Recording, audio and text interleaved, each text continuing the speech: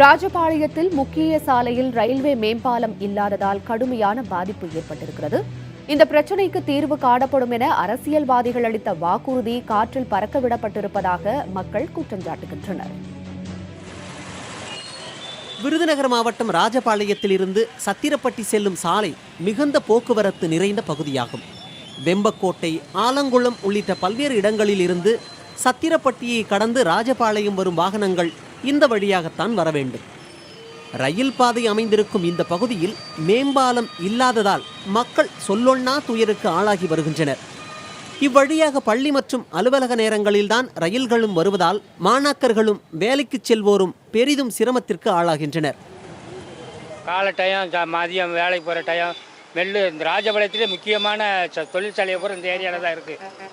அதனால் ஒரு நாளைக்கு 5000 பேர் இங்கிட்ட போக்குவரத்து நைட்லையும் பகலிலையும் விடிய விடிய ஆள் போய்கிட்டு தான் இருக்குது. இங்கிட்ட தொழிற்சாலை இருக்கிறதுனால இந்த ரயில்வே பாலம் போட்டாங்கன்னா போக்குவரத்துக்கு நல்லாயிருக்கும். ரயில்கள் வருவதற்குள் கேட்டை கடந்துவிட வேண்டும் என்ற அவசரத்தில் செல்வதால் ஒரு சிலர் விபத்தில் சிக்குவதாகவும் கூறுகின்றனர் அவ்வழியாக வழக்கமாக சென்று வருவோர். ரயில்கள் சென்ற பின்னரும் வாகனங்கள் எளிதில் கடக்க முடியாத அளவிற்கு சாலை குறுகலாக இருப்பது மற்றொரு பிரச்சனை என்கிற குற்றச்சாட்டும் கூறப்படுகிறது.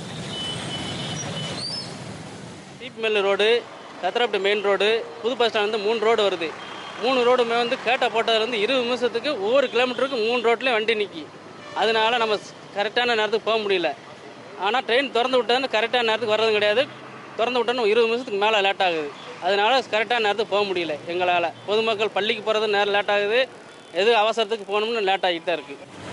இங்கு ரயில்வே மேம்பாலம் அமைத்து தரப்படும் என அரசியல் கட்சிகள் கடந்த 15 ஆண்டுகளாக தேர்தல் நேரத்தில் அளித்த வாக்குறுதிகள் காற்றில் பறக்க விடப்பட்டுள்ளதாக சமூக ஆர்வலர்கள் சாடினர். ஆகவே ராஜபாளையம் சத்திரக்குடி சாலையில் ரயில் மேம்பாலம் அமைத்து தர வேண்டும் எனும் மக்களின் குரல் ரயில்வே நிர்வாகத்தின் காதுகளில் ஒலிக்கும் என நம்புவோம். புதிய தலைமுறைக்காக செய்தியாளர் கருப்பு ஞானியார்.